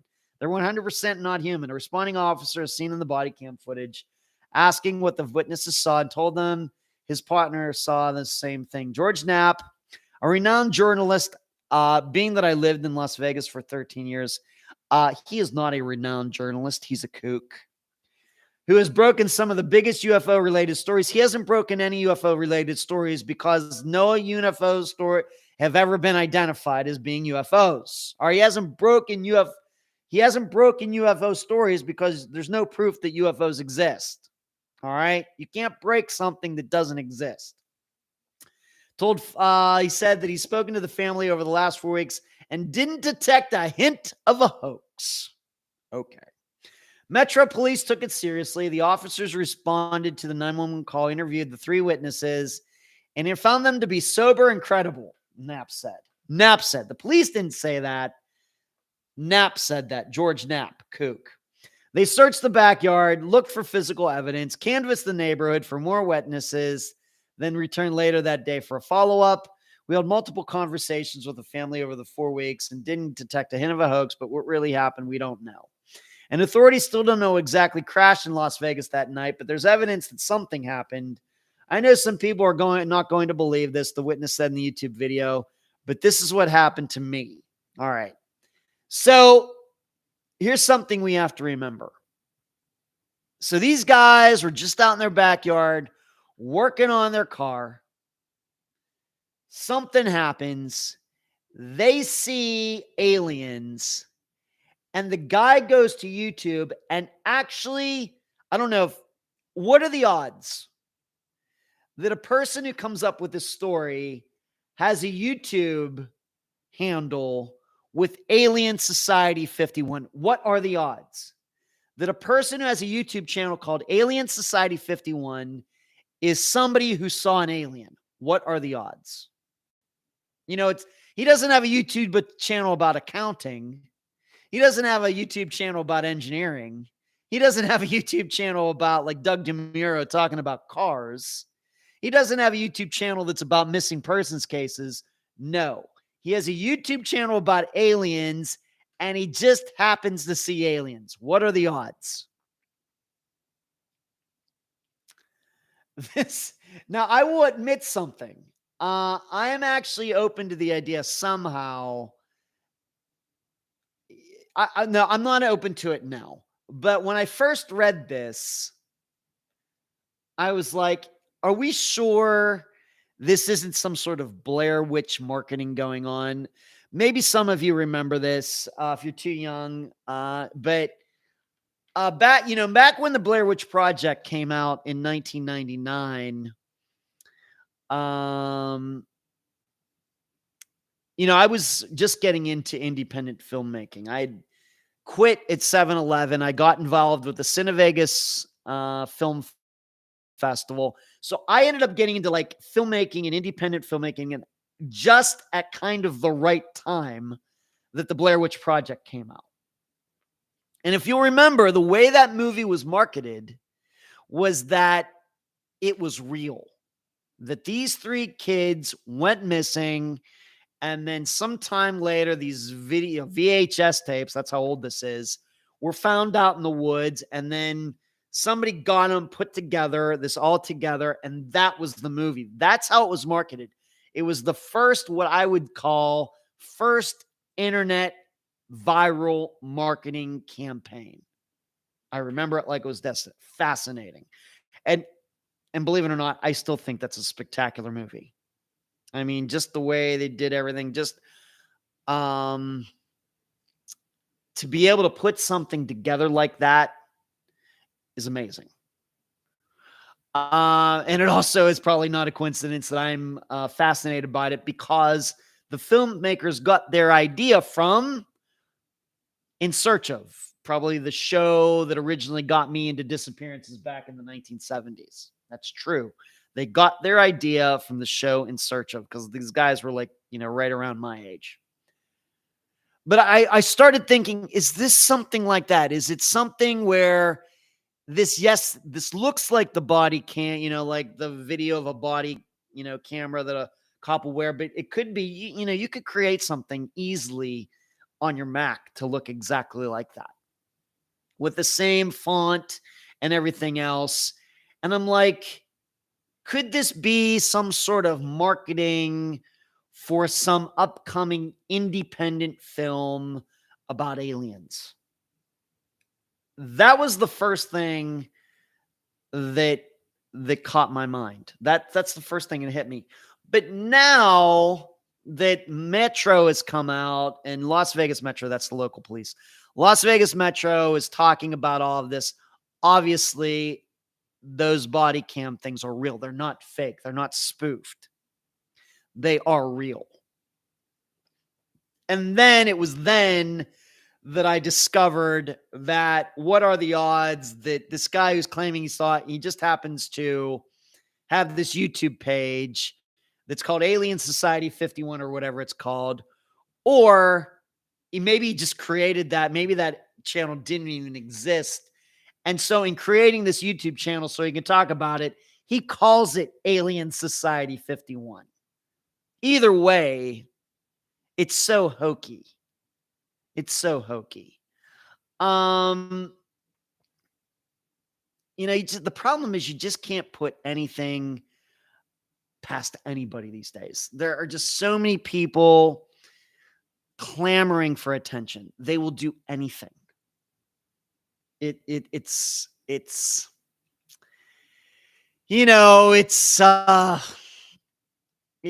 disgusting. They'll say anything, they'll do anything.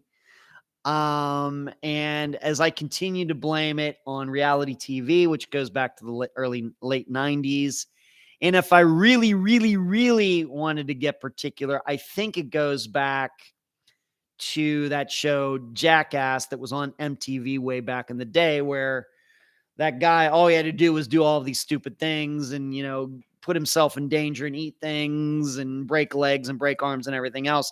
And people would put a camera on him. That was the show. That's where this all started. And now, of course, that was even before the internet came out. And now that the internet came out, and now that there's so many different social media platforms, and, with TikTok and Instagram and everything else, it just exacerbates all of this.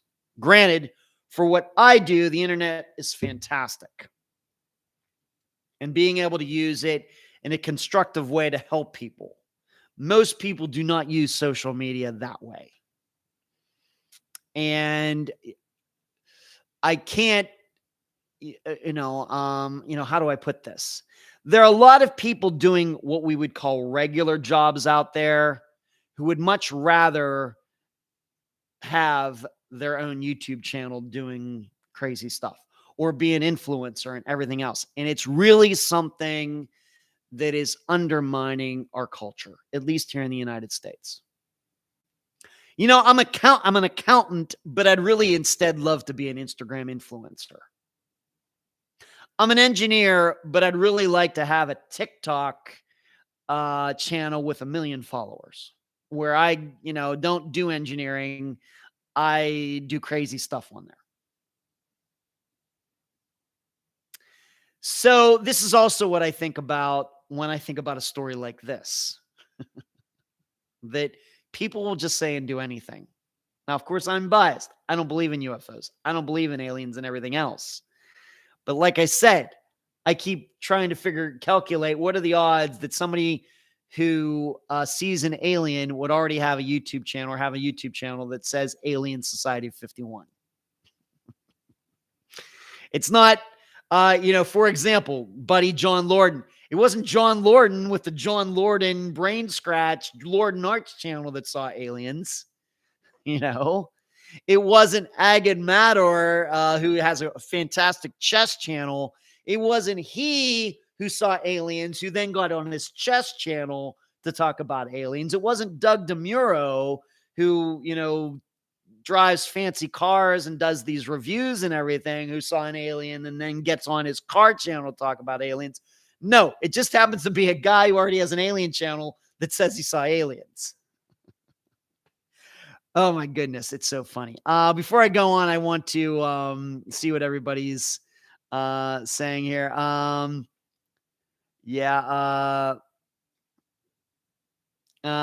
says, Spleen, you will be okay.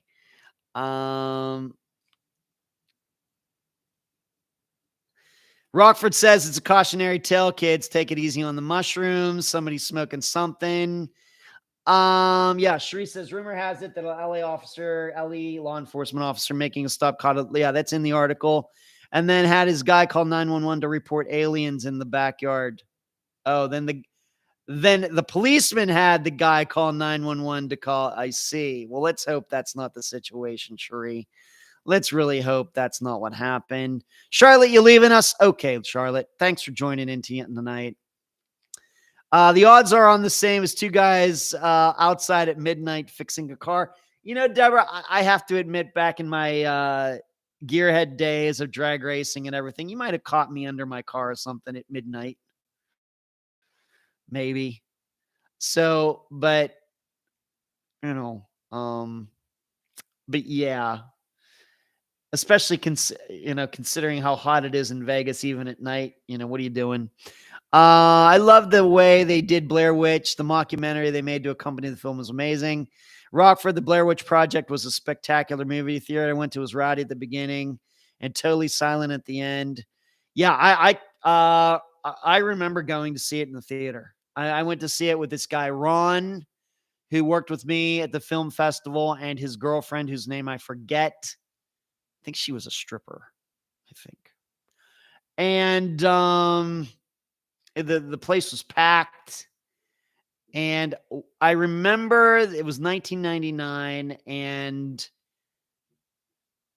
either Ron or this girlfriend had a cell phone, which I didn't end up having a cell phone until like 4 years later. But the cell phone actually had a game on it. And I remember that blowing my mind. This is 24 years ago. But it had some sort of little, very simple game on it. And my mind was just blown that a cell phone would have a game on it. That just shows you how long ago it was. So I remember going to that screening. I forget what theater it was in Las Vegas. I don't remember that. but I remember going to see it with them. And in fact, I think because we worked at the film festival that we actually might have gotten free passes or something. Maybe.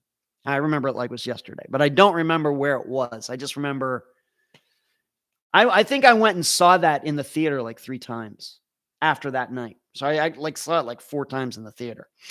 I believe it back then I left the theater so scared. Valerie says Blair Witch Project was much better than Jackass. It certainly was.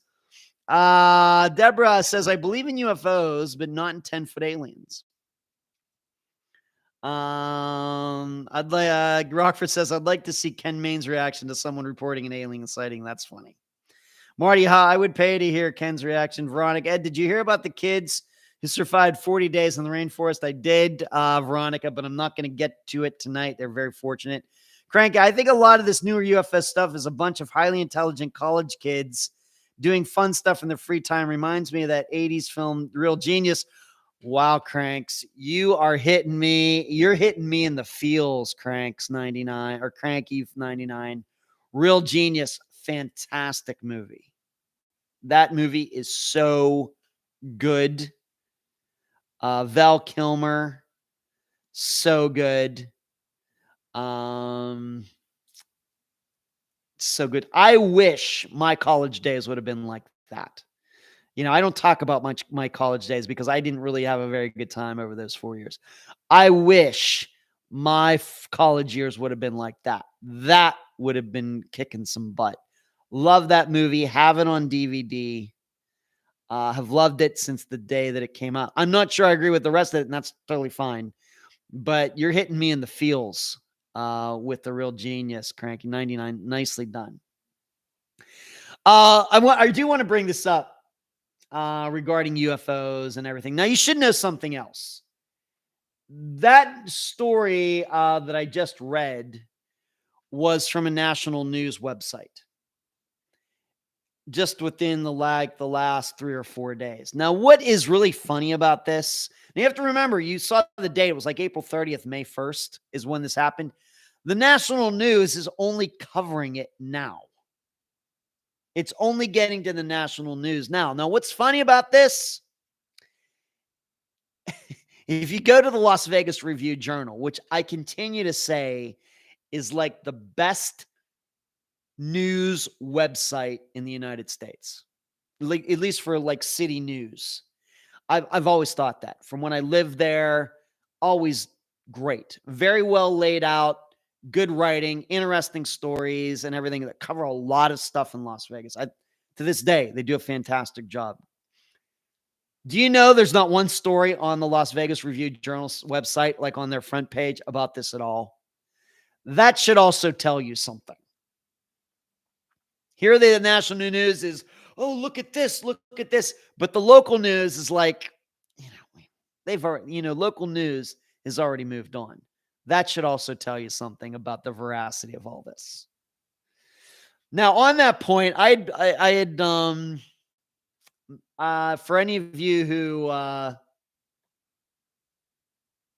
follow me on my personal page on Facebook, you know that I wrote this a few days ago, kind of when this when this all came out, that I made something that all of us should think about when it comes to UFOs and people finding UFOs and Area 51 and Roswell, New Mexico, and all of that. All these Navy videos allegedly showing UFOs and everything else. Here are some things I would like to remind you of.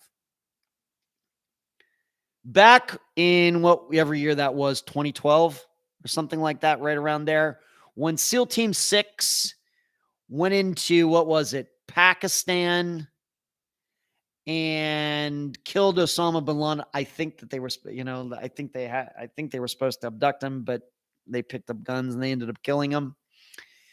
Remember, there were 2 helicopters that were involved in that operation, and one of them, something happened to it. It crashed.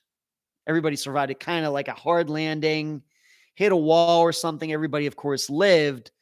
But before that SEAL team left, they blew that helicopter up. So none of its technology could get in because it was these stealth helicopters that are very, very secret.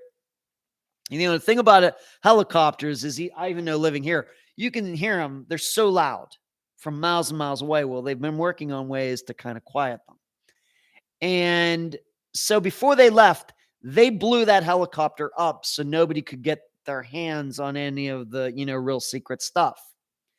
Even going back to World War II, when the USS Lexington was torpedoed and they knew that it was eventually going to sink, but before letting it sink on its own, just to be safe, what did they do? The US Navy sank its own aircraft carrier. Why? So the Japanese couldn't go on there and maybe get any, technology or whatever else. They didn't want anybody else to be able to go onto that ship and take anything. Same way with the Yorktown, which got sunk during the Battle of Midway. Same thing. It got bombed by the Japanese, and then the U.S. Navy were the ones who sank it, once again, because they couldn't be used anymore, and they just weren't going to let it sit there in case somebody goes on there. And, of course, there was like radar technology and things, some things that the Japanese didn't have. They sank their own ship. So we got SEAL Team 6 destroying a helicopter. We got the U.S. Navy in World War II sinking aircraft carriers so they wouldn't get into alien hands. But somehow aliens just allow UFOs to crash all over the place on the earth and they never come back to get them. Even though the aliens know this is alien technology, even though they know that technologically we are behind them.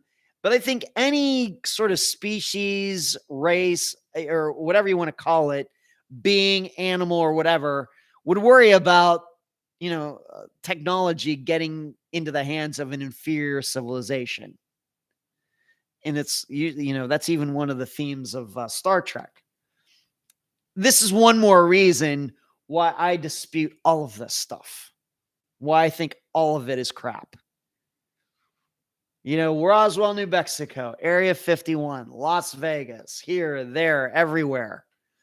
Everybody's seeing these UFOs and seeing things crash and everything. And, the U.S. government has alien technology, whereas the U.S. Navy wouldn't even let the Japanese get its hand on some aircraft carriers. It makes no sense. So, I'd like all of you to remember that. If you ever talk to any UFO believers, that might be something that you want to, bring up. I've read about that happening quite often. I remember when them blowing up an MRAP in the Bo Bergdahl story. Valerie said the UFO Vegas was on CNN. I was like, wow, yeah, it was.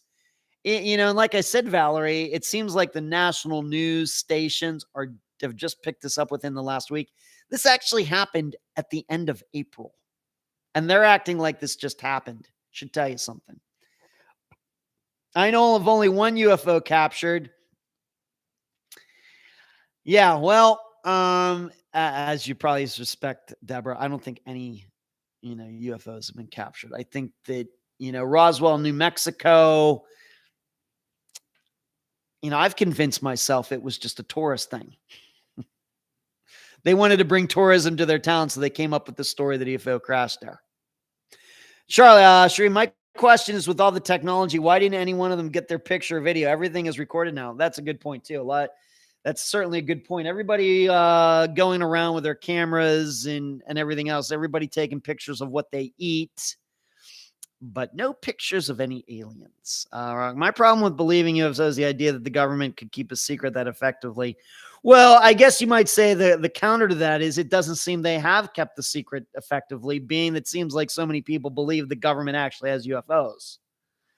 As I stated last week when we talked about UFOs on this live show, I've convinced myself that the reason all this news gets out is because I think this is some sort of way to test people. I think they're trying to figure out, are there people within each department who are leaking stuff? And surely somebody would go public if they believed that there was UFO technology that the government had. Nobody's going to be able to keep their mouth shut on that. So somebody comes up with this idea. There's some people, I think there's information leaking out of our office of our department. Let's just put something really, really outrageous out there and see if it gets to the public. That's what I think's going on. I'm not saying there isn't crazy technology out there that we've invented. Surely so, but it didn't come from other planets. Yeah, thank you, Rockford. Deborah, I believe the military keeps a lot of secrets about Roswell. You want to believe that, Deborah? You know me. I don't argue with that stuff. I just don't believe it. I have my own theories about things, but trust me.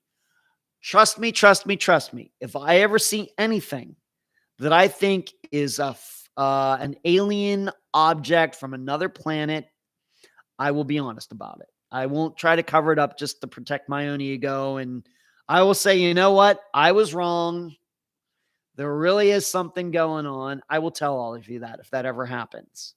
But until that happens, the answer is I don't believe in any of this.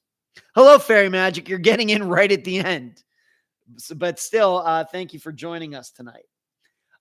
Just want to remind all of you, for anybody on the email list, probably within the next 24 hours, be looking for an email from me regarding this new teachable course. Once again, how to podcast better than anybody. Be looking for that in your email. We're going to have, I guess you could call a promotion type of thing going on. So look for that in your email if you are on the email list. All right, time to get to this Friday's disappearance. We only have about 4 minutes to go.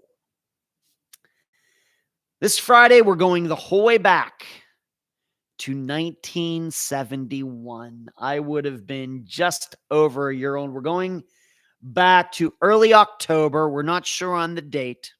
Early October of 1971. Going to be covering that the disappearance of David Waggoner. Not Wagner. Waggoner. Waggoner. He went missing from Pasadena, Texas. Not Pasadena, California, but Pasadena, Texas, in early October of 1971. His sister, Diana Sherbet, is the guest. And she's a fantastic person. She and I had a great conversation. She was so thankful. I was the one who reached out to her. I had come across David's Facebook page that she has, and I contacted it maybe a month ago or something. And she was so ecstatic that somebody was reaching out to her. She just could not believe that there are people out there who are actually reaching out and looking for these disappearances that aren't as well known. And you're going to hear that in the interview. Of course, towards the end where she talks about this, she just could not believe that she got a message from a guy who has a podcast that does nothing but disappearances and covers them well and everything. She just could not believe it. The circumstances of David's disappearance is that he was ex-Marine, was in there 4 years, maybe having a little bit of trouble adapting to civilian life, was kind of bored with some of the jobs that he got once he got out of the military. And it seems that he went for a motorcycle ride one day and never came back. But then a few weeks later, people realized, hey, we're not sure what happened to Dave. Well, then a couple weeks later, his bike was found about an hour away in a place called Cold Springs, Texas. The bike was kind of off the main road. It was sitting there. It wasn't laid down. It wasn't wrecked or anything. It was up on its kickstand. The helmet was there, but that was it. And David was never seen again. Now, what complicates this disappearance is that the sheriff in that area where David went missing, not where he lived, but where David went missing, 10 years later, a little over 10 years later, was convicted of, and along with his deputies, one of whom was his son, of abusing people they caught. They were caught pulling people over for no reason and giving them tickets for no reason. And that is the area where David's motorcycle was found.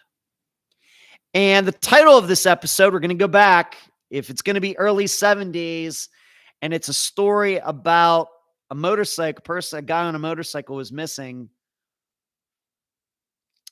Title of this episode, of course, is Easy Rider.